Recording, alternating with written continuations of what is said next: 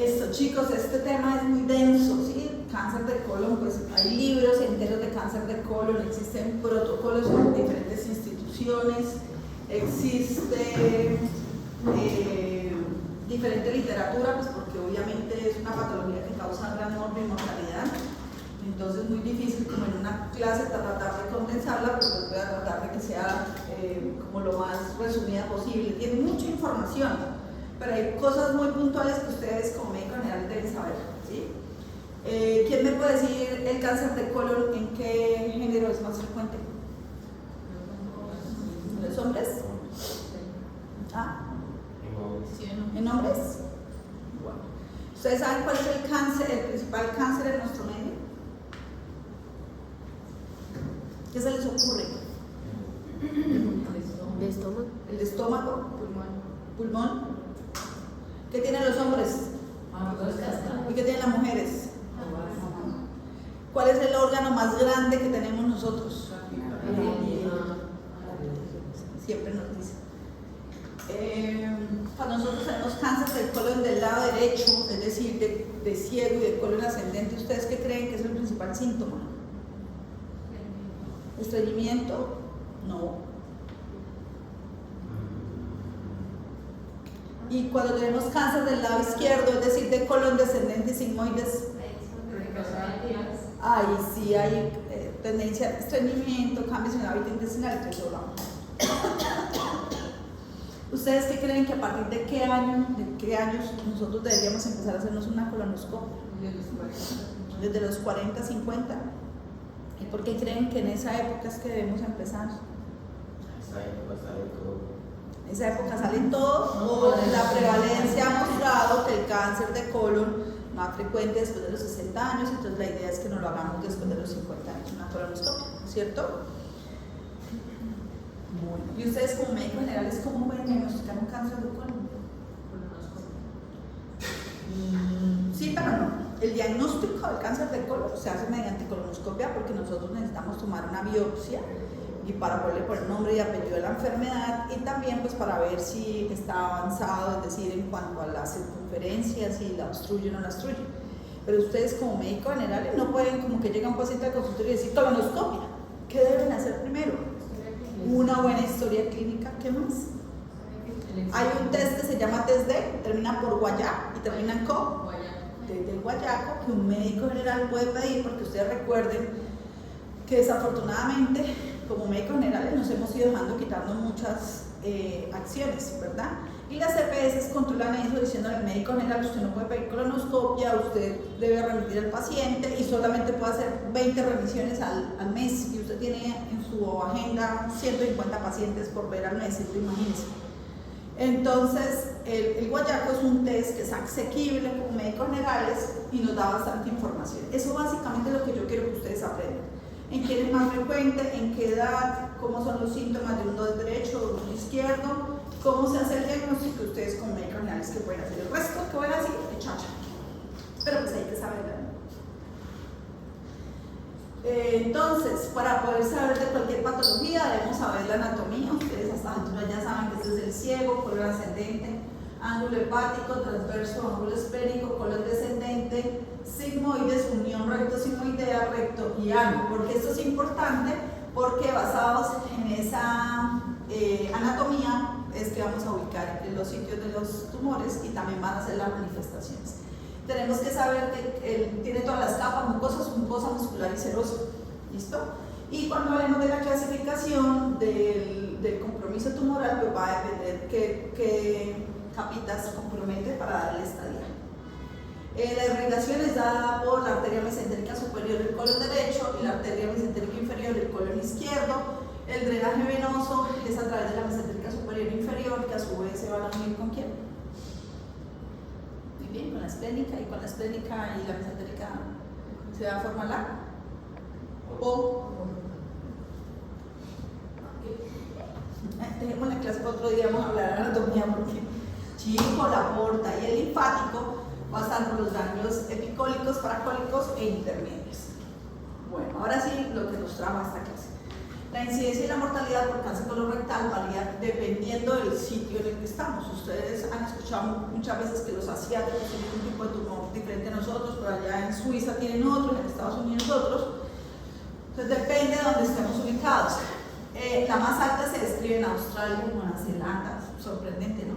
América del Norte, y las más bajas en África, Asia Central y América del Sur. O sea, nosotros tenemos más baja incidencia que en esos otros países.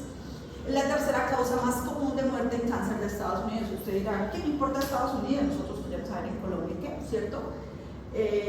Ya vamos a ver, que no lo puse ahí de una vez. El tamizaje se debe hacer mayores de 50 años y ahí les respondo la pregunta que les hice. ¿A partir de qué edad nos debemos hacer una colonoscopia? Después de los 50 años. ¿Por qué? Porque ahí empieza el pico de mayor incidencia. Ahora vamos a ver una tablita para que vean en qué momento se empieza a manifestar. Desafortunadamente, digo yo, se manifiesta el cáncer colorectal, lo vamos a diagnosticar cuando ya aparecieron síntomas, y la idea no es esperar a que aparezcan los síntomas, porque cuando aparecen los síntomas es porque ya el tumor está en un estado más avanzado. La idea es que hagamos el tamizaje, es decir, que lo diagnostiquemos antes de que el paciente tenga un estado avanzado, ¿sí? El 95% se da por una lesión precursora, que es un pólipo. Y existen otras causas que aquí no me salieron, pero básicamente los tumores neuroendocrinos, los linfomas y están los sarcomas, ¿sí? Pero casi todos son derivados de un pólipo, que son el 95% de las causas, que quiere decir que es por adenocarcinomas. Entonces, ¿qué pasa en Colombia? Este es el estudio, ustedes no lo crean, más reciente que encontré del 2019, o sea, hace 5 años esto no se actualiza. Y lo que dice es que se registraron 279.155 personas con cáncer en Colombia. ¿Qué encontraron en este estudio? Que la edad son los 61 años de manifestación. Por eso es que hacemos el tamizaje antes, porque no queremos que el paciente a los 61 años ya esté en la enfermedad activa, ¿sí? La pregunta que les hacía, ¿en quién es más frecuente, en hombre o en mujer? Mire que en hombre es 0.6, en mujer es ligeramente más aumentado, es más frecuente pero ligeramente, 0.6 y 1.5. Ocupa también el tercer lugar, igual que en Estados Unidos, y la mortalidad es alta.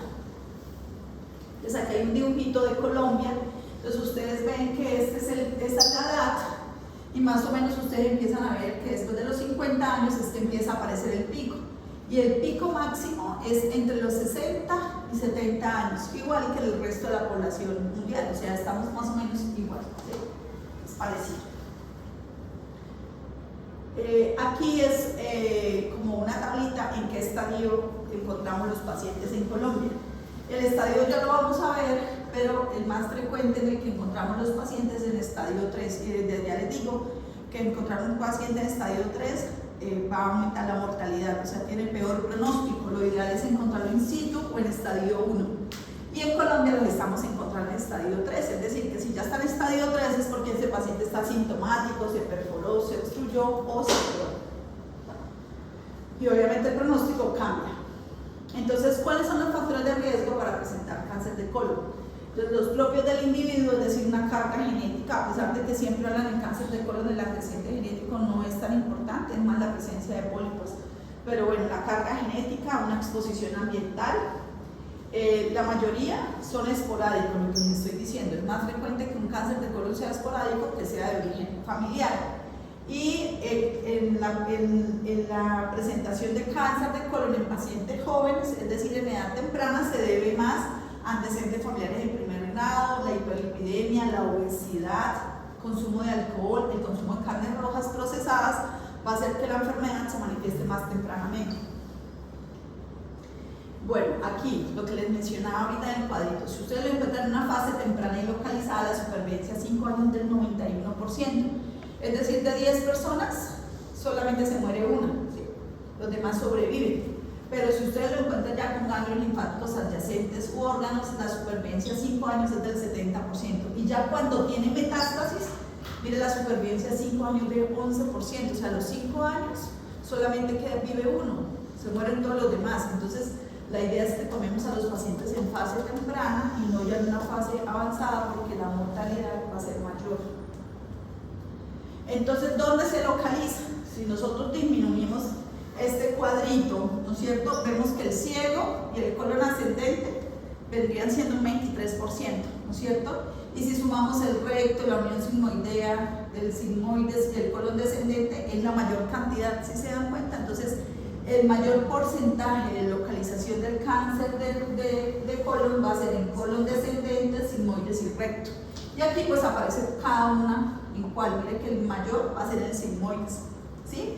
Y el ciego, el colon descendente, es el porcentaje menor, pero pues también se presenta. ¿Listo? Entonces, existen factores modificables y factores no modificables. ¿Cuál es el principal factor que podemos modificar? La obesidad. Habíamos hablado que para que se manifieste más tempranamente un cáncer del colon es que aparezca, que tenga obesidad. Según la OMS, dice que el consumo de carnes procesadas tiene un efecto carcinogénico y dice que por cada 500 gramos de carne procesada al día o 100 gramos de carne roja consumida al día se aumenta el riesgo entre un 16 y un 21%, alto, ¿verdad? Ese es otro factor que podemos modificar el consumo de carnes. Y está también el tabaquismo, que también aumenta el riesgo, sabemos que para todo, para cáncer de mama, para cáncer de próstata, para pulmón, para colon, y también la baja ingesta de fibra y la alta ingesta en grasas. Esos son factores que podemos modificar, o sea, dietarios.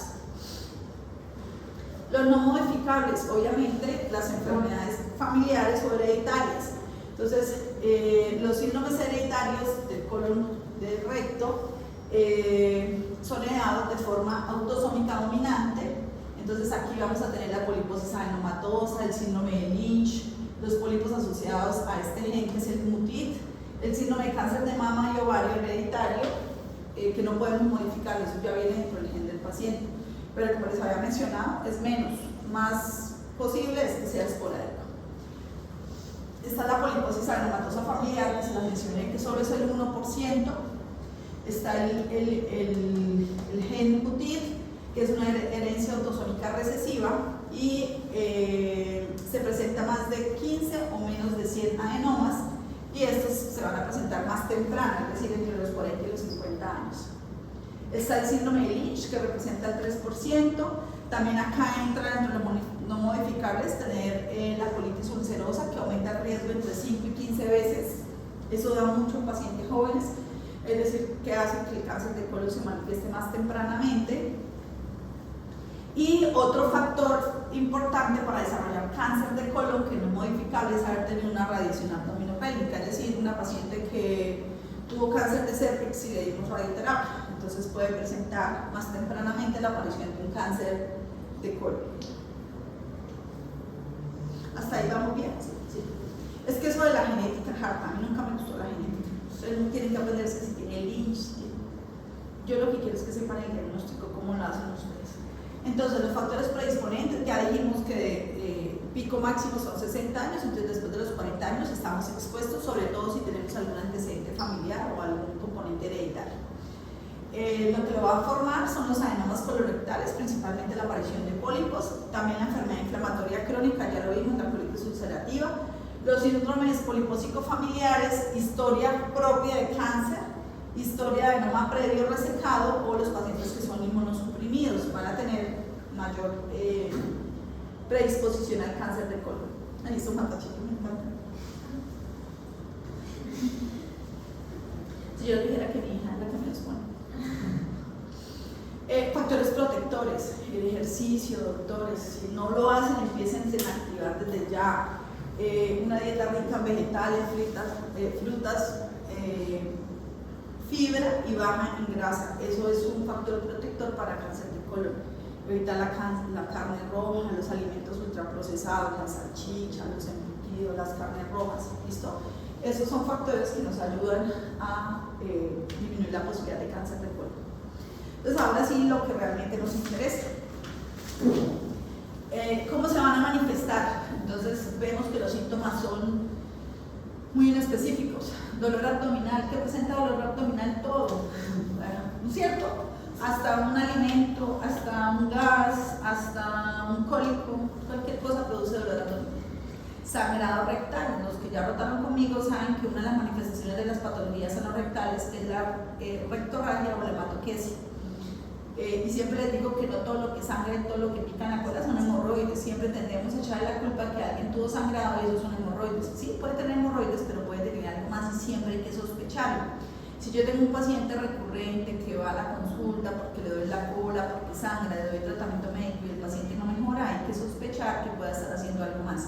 Si yo tengo un paciente que además del sangrado tiene pérdida de peso, cambios en el hábito intestinal, tiene deposiciones acintadas, caprinas, se ve caquético, hay que pensar en algo más y no hay que echarle sobre la culpa a las hemorroides, ¿listo?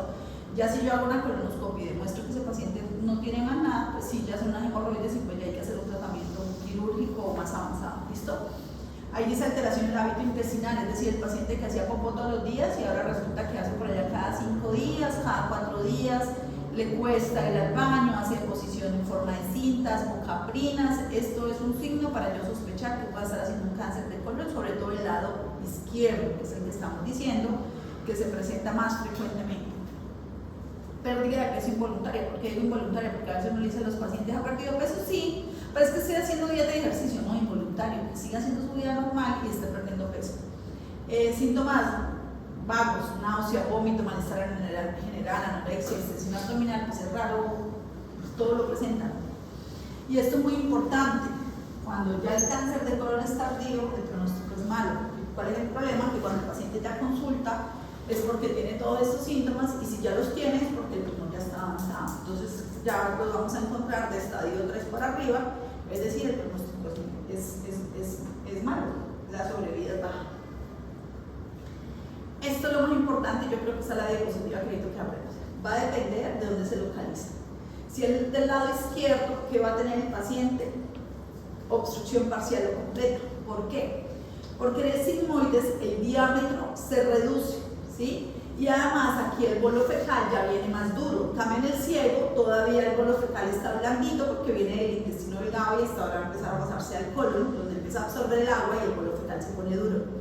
Entonces, como el sigmoides el diámetro es más pequeñito y el bolo fecal es más duro, su manifestación va a ser más obstructiva, ¿sí? ¿Qué pasa? Que cuando ya está tapado el paciente puede empezar a hacer diarreas y eso es una deposición por rebosamiento, es decir, que ya ese colon está que sale poco por algún lado y empiezan a hacer diarrea. Entonces van a ser cuadros obstructivos parcial o completa. ¿Por qué? Porque el lumen del colon izquierdo es más estrecho y el bolo fecal es más durito. Y cuando el colon es derecho, que fue lo que les pregunté al principio, miren, ¿por qué va a ser la manifestación? Por hemorragia oculta. El paciente viene a la consulta, le hacemos un chequeo y resulta que tiene hemoglobina en 8. ¿Por qué en 8? ¿Sí? Algo está pasando. Probablemente tenga un tumor del colon derecho, está sangrando, es un sangrado, obviamente no sangraban chorros, sino sangra, y crónicamente hacen anemia, ¿sí? También pueden llegar a sentir masa, como en el ciego el lumen es más grande, pues ya tiene que ser una masa muy grande para que lo obstruya. Entonces el paciente consulta porque el doctor es que yo me siento aquí una bola y cuando uno mira es un cáncer de colon. Entonces la presentación del derecho es anemia, sangrado oculto y masa. Del izquierdo, obstrucción. ¿Listos? Y ya el cáncer avanzado, con metástasis, el paciente llega caquético, pérdida de peso, anorexia, debilidad, el paciente se siente enfermo. Yo siempre les digo que cuando llegue un paciente usted le pregunte, ¿su merced ha perdido peso? Y el paciente diga, no sé, mírenle la pretina del pantalón, ¿sí? Si yo tengo un pantalón que es mi talla y yo tengo como que el pantalón así, a mí no me pasa nada. Uno lo tiene como más así sobrepuesto y la correa la tuvo que apretar más y ese paciente está perdiendo peso involuntario, no se ha dado cuenta porque no fue una cosa súbita, sino ha sido gradual. Las camisas, uno de esos pacientes que llevan como la ropa como un ganchito, ¿sí? Entonces el paciente ha perdido peso. Puede aparecer la linfadenopatía periférica, que es el ganglio de Virchow. Ese también es para cáncer gástrico, que es una adenopatía que se presenta a nivel supraclavicular izquierda. La masa muscular, los bracitos, uno ve como que la piel sobra. Y cuando hay lesiones a nivel de recto sigmoides puede producir tenesmo, es decir, esa sensación constante de querer ir al baño, pero el paciente va al baño y no evacúa, entonces puede ser que hay una masa ahí como tratando de ocasionar los síntomas. Entonces, según la Sociedad Americana de Cáncer, existen procedimientos no invasivos, como el que yo les mencionaba, que es el test de sangre oculta, para poder detectarlo, y después de los 50 años, doctores, la pregunta que les hice al principio, después de los 50 años, la Sociedad Americana de Cáncer recomienda que se debe hacer una de estas 5 pruebas. Entonces, prueba anual de sangre oculta en heces, o prueba inmunohistoquímica, ya la vamos a ver, una sigmoidoscopia flexible cada 5 años, prueba anual de sangre oculta o prueba inmunohistoquímica más sigmoidoscopia, enema o colonoscopia cada 10 años. ¿Ustedes saben cómo se hace una colonoscopia? ¿Cómo? El paciente primero tiene que tener una preparación. Hay que prepararlo. ¿Ustedes saben cómo se prepara uno para una colonoscopia? Un laxante que sabe a citronela. ¿Ustedes han ido a algún sitio donde trapeen con citronela? Sí. Claro, todos los locales de cualquier centro comercial huelen a citronela. Imaginen uno tomarse una enema que sepa eso, es como un limón dulce. La citronela es como ese sabor.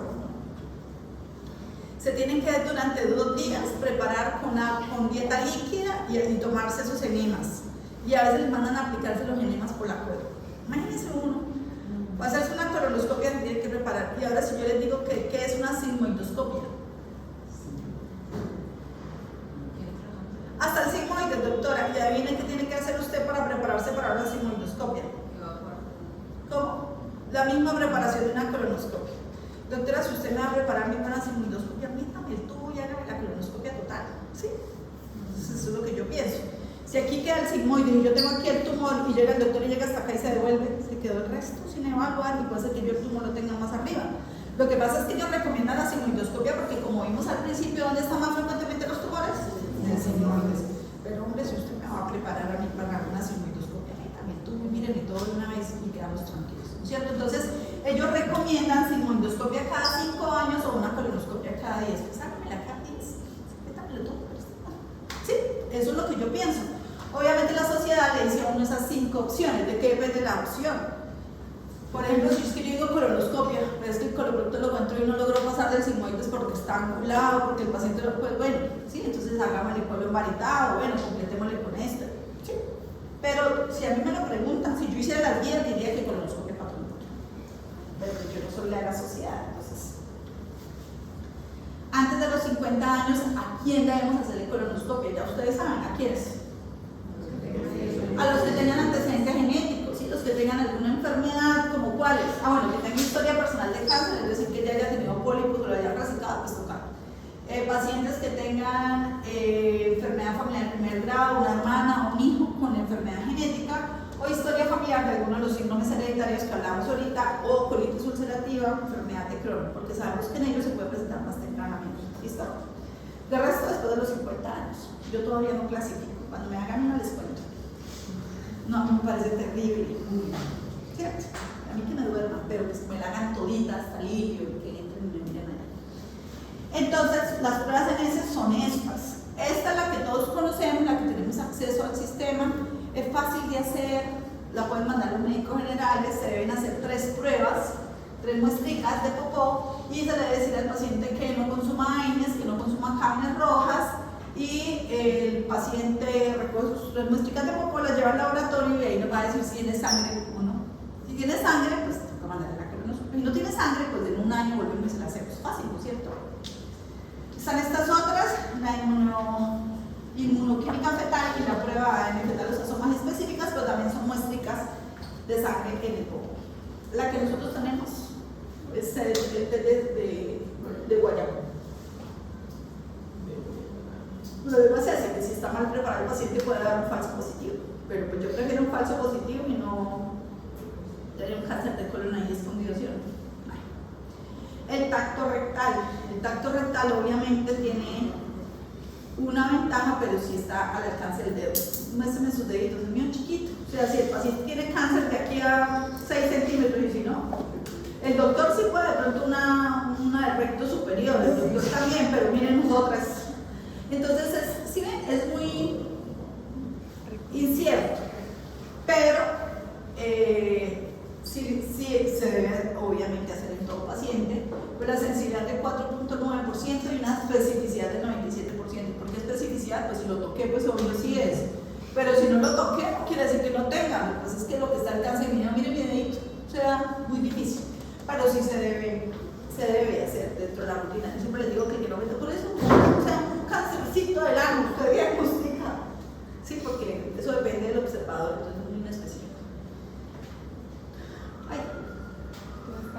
Entonces, imágenes visuales, ¿cuáles? La colonoscopia, lo que les expliqué ahorita, que la idea es que se haga hasta el ilion, es decir, llegue hasta el ciego y trate de entrar al ilion. Está la sigmoidoscopia flexible, que es lo que les decía, llega solamente hasta el sigmoides y se debe hacer con una test de sangre oculta.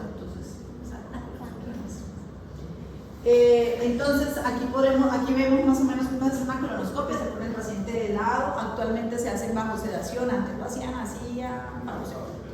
Ahora se hace bajo sedación, el paciente no tiene por qué sentir molestia y además al relajar al paciente obviamente no va a hacer ningún tipo de resistencia y disminuye el riesgo de perforación, porque eso es una de las complicaciones de la colonoscopia, ¿no? Que se perfore con un divertículo o con la manipulación con el colonoscopio. Eso se ve la cosa, un colon normal. Aquí estamos viendo un cáncer de recto, miren cómo está invasivo, la luz se ha disminuido más de un 50%. Aquí estamos viendo otro cáncer de recto en el que la luz se disminuyó casi un 90%. Y este es uno de colon descendente, es decir, más o menos a esta altura. Este es otro, prácticamente pasa solo el endoscopio es como así. Eso es como una ambulancia. Ahorita va en la sede, ¿no? Este también está obstruyendo completamente. Miren lo terrible que es, si ven que el diagnóstico es mediante una colonoscopia, se ve. Obviamente si usted tiene un tumor, está sangrando, pues se debe guayar que va a hacer eso. Otro.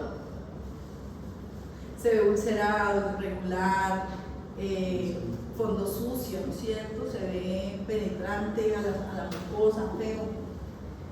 Otros métodos está el colon por enema. El colon por enema es que le dan al paciente un medio contraste a tomar y toman unas radiografías, ¿sí? Aquí le hacemos el colon por enema. La sociedad de cáncer dice que se puede hacer dentro del escrutinio para el diagnóstico, pero aquí lo hacemos en pacientes que, por ejemplo, no se pudo hacer la colonoscopia, entonces no toleró, fue incompleta, la podemos hacer. Tiene una sensibilidad para adenoma mayor a 1 centímetro, un 75 al 90%, y en las lesiones pequeñas solamente el 50 al 80%.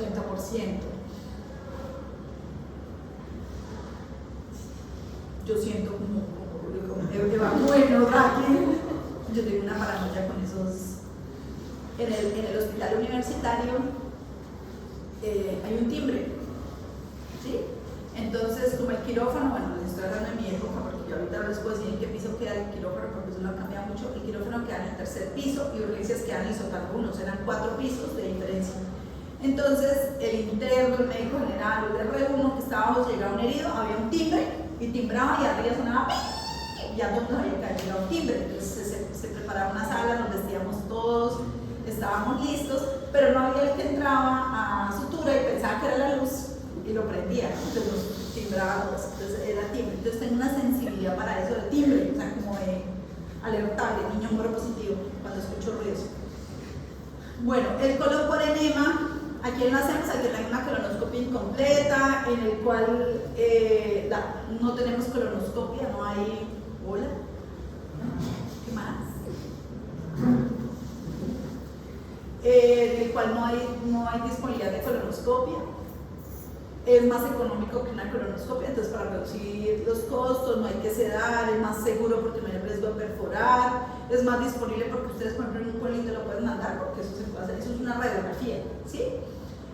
Junto con la colonoscopia pueden ser complementarios y es recomendable la utilización de colon por enema para pacientes de edad avanzado o aquellos que tengamos riesgo de que se obstruyan o se perforen con el colonoscopio.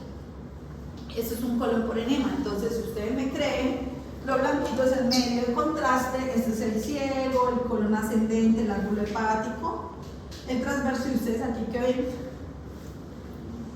Este cerró, está obstruido. Ustedes no ven como cuando uno come manzana que queda solamente el céntrico de la manzana.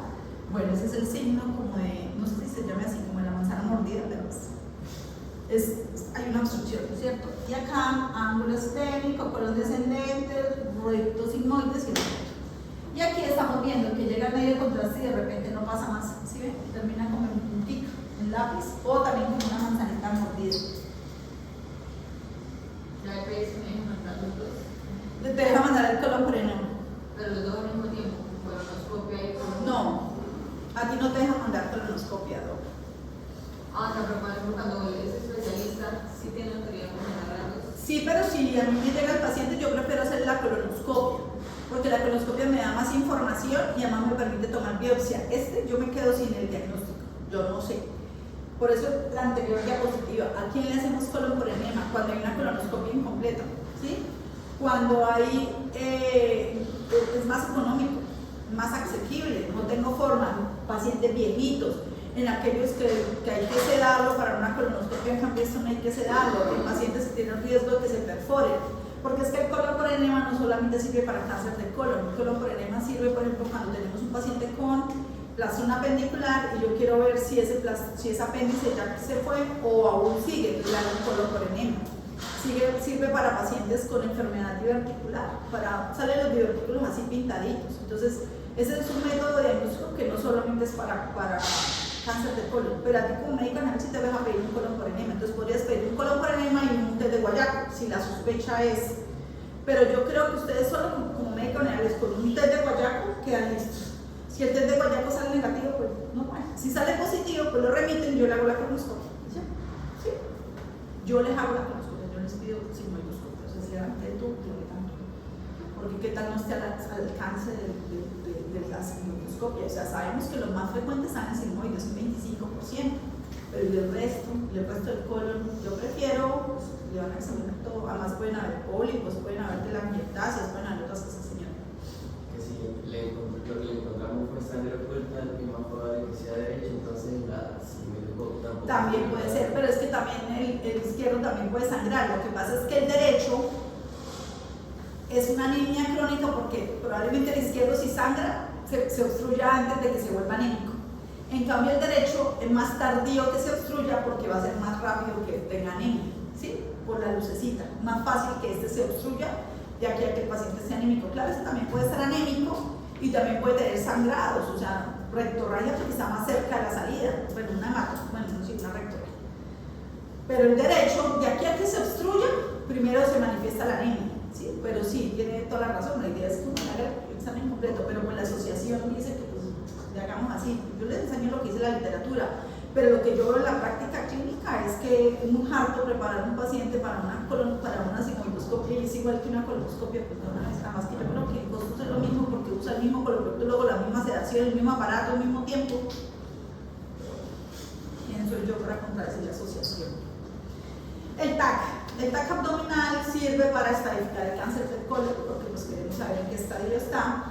Sirve para evaluar si hay metástasis o extensión del tumor, sirve para evaluar las complicaciones como obstrucción, perforación o fístula, y en los pacientes que tienen recurrencia sirve para evaluar pues, a qué nos estamos enfrentando. Entonces aquí por ejemplo tenemos un paciente que ya tiene metástasis, este es el hígado, entonces vemos metástasis en el hígado, ¿listo? Y acá estamos viendo en la pelvis también que ya hay un engrosamiento, aquí hay unos ganglios periaórticos, entonces ahí estamos viendo que la enfermedad ya está avanzada. Existe la colonoscopia virtual que prepara al paciente igual que para una colonoscopia, o sea, ese colon tiene que estar limpio, le hace una tomografía, pues la corte de la tomografía son más cercanos, o sea, es más exacta, y después lo reconstruyen en un aparato y hace como una colonoscopia virtual. ¿Qué pasa? Que va a decir, le veo una lesión en el ángulo hepático del colon, y cómo sabemos que es la lesión que sale en una biopsia, esto va a ser la colonoscopia. Entonces no es tan usada, pero pues que ustedes sepan que existe. Además, si el paciente no quedó preparado, yo puedo decir que esto es un pólipo, resulta que es un pedazo de popó, no sabes. Entonces es muy específica, pero pues también se usa, ¿sí? Está la resonancia, que yo siempre les he hablado que la resonancia es muy buena para todo lo que tiene que ver con recto, porque en el recto tenemos componente muscular, entonces están los músculos elevadores del ano, están los isquiorrectales, están todos los componentes del piso pélvico, entonces nos permite evaluar en el plano dónde está, si está infiltrando o no. Entonces la resonancia es muy buen método diagnóstico para tumores de recto y ano. El ultrasonido endorrectal, La endosono es como la puntica de un colonoscopio o un endoscopio, porque la endosono también se hace para esófago, estómago, páncreas, mira bien. En el caso de del endosono anorectal, la puntica del colonoscopio tiene un ecógrafo, entonces por eso lo vamos a ver en forma circunferencial. Ahí el gastroenterólogo va a evidenciar si la lesión está infiltrando solamente la mucosa, la submucosa, la muscular, o si ya se pasó la serosa. Esto no solamente sirve para cáncer de recto y colon, también sirve cuando hay fístulas, cuando hay lesiones que son tipo JITS, o sea que no comprometen mucosa ni submucosa, sino que están en la muscular, ¿sí? Eso es como lo último en Guaracha, porque por ahí también pueden tomar biopsia, pero en nuestro medio no es tan asequible. Acá en Bucaramanga la hacen en Fosuna, y hay un doctor Valdivieso que también la hace, pero obviamente particular, y eso es costoso, ¿sí? Porque la sola sonda es costosa, hay que hacer biopsia, es con una aguja especial. Entonces las CPS no lo autorizan a menos de que sean cosas como muy puntuales. Entonces en el caso del cáncer de colon, pues es más fácil una colonoscopia, porque lo ve y también le toma biopsia para poderle tomar nombre y apellido de la enfermedad.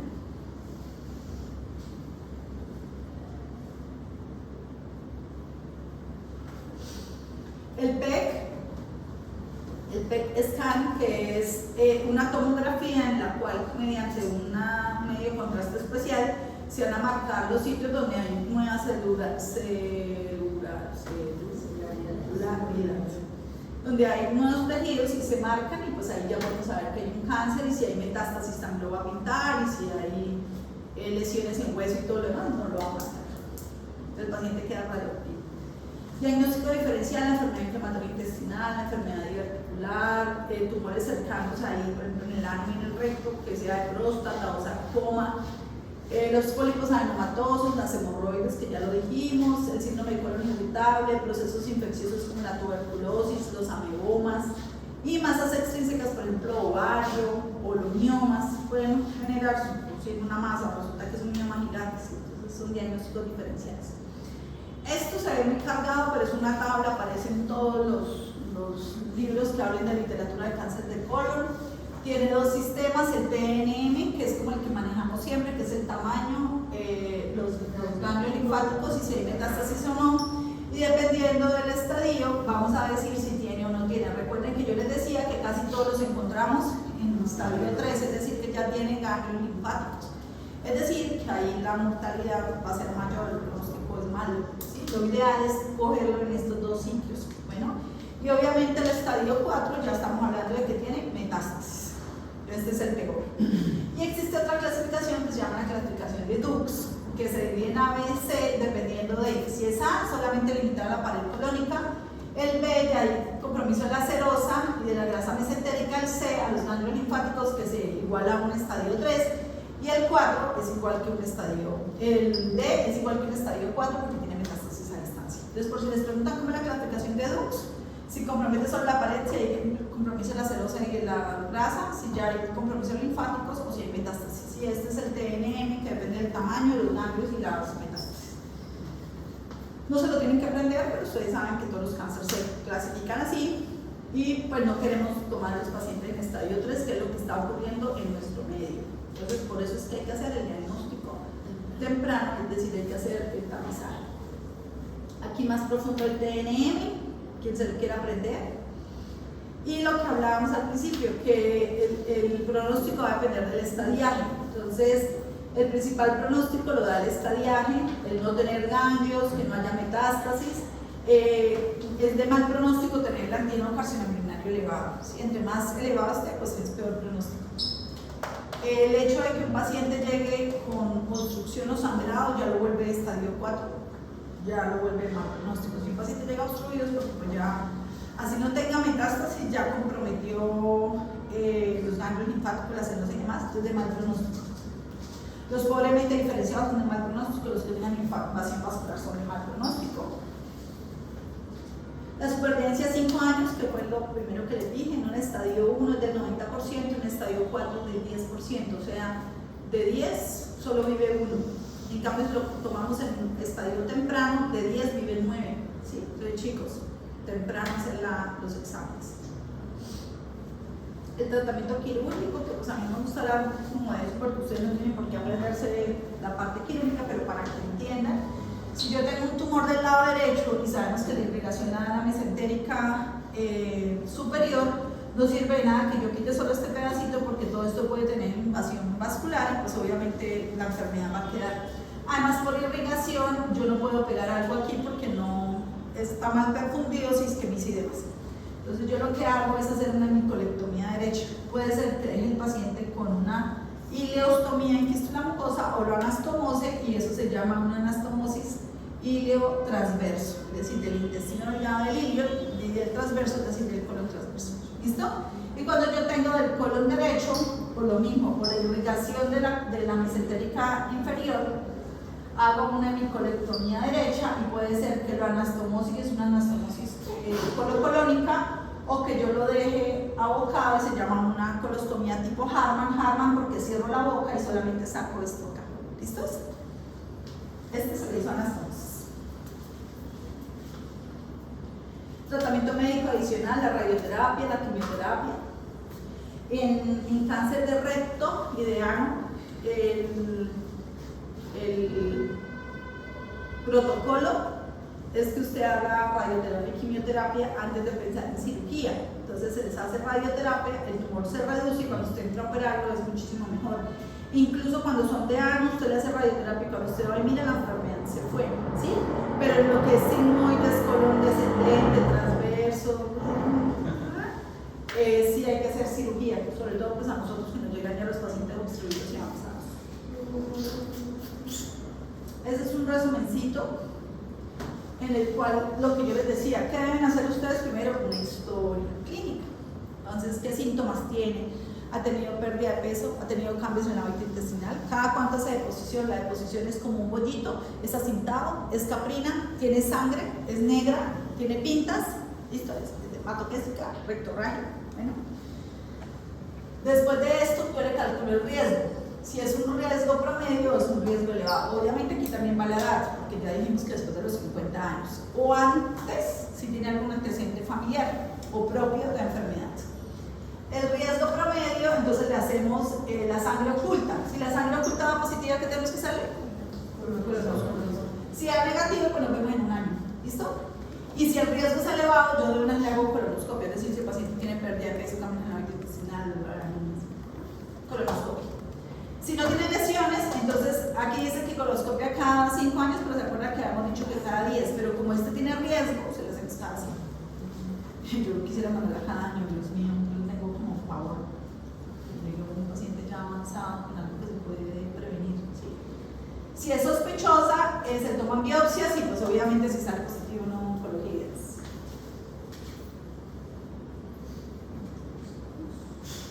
Entonces ahora vamos a retomar. ¿En quién es más frecuente el cáncer de colon? Es ligeramente igual, ligeramente elevado, ¿no es cierto? ¿Cuál cáncer es más, cuál es la ubicación más frecuente del cáncer colorectal? De sigmoides, ¿sí? En términos generales, de colon descendente, sigmoides recto, ¿no es cierto? Menos frecuente el lado derecho, en ciego dijimos que era el 23, el 25% para que nos aprendamos números exactos. ¿Cuál es la manifestación del tumor que se presenta al lado derecho? Anemia crónica porque tiene un sangrado oculto crónico. ¿Y qué otra cosa se puede presentar? Más. Del lado izquierdo, ¿cuál es el síntoma más frecuente? Obstrucción, es decir, cambios en el hábito intestinal, esas acintadas caprinas, y puede también tener rectorragia, ¿no es cierto? Bueno, ¿cómo como médicos generales ustedes pueden hacer el diagnóstico? Historia clínica, porque vamos a preguntarle al paciente si tiene riesgo alto o no tiene riesgo. Vamos a mirar, ha perdido peso, vamos a calcular el riesgo. Si tiene riesgo alto, un riesgo promedio al resto de la población, ¿cierto?